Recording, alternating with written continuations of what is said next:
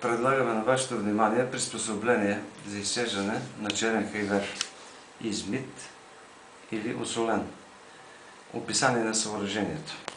Цевилна кошничка с обем 5,5 литра.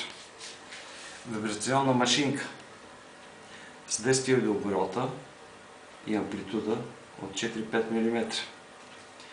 Подложна ваничка, която събира изцедената течност, и носеща конструкция, която обединява цялото съоръжение в едно.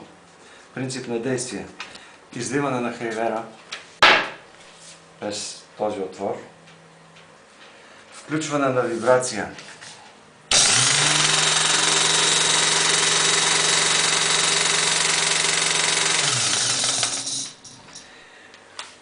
време и степен на изцеждане по желание на потребителя.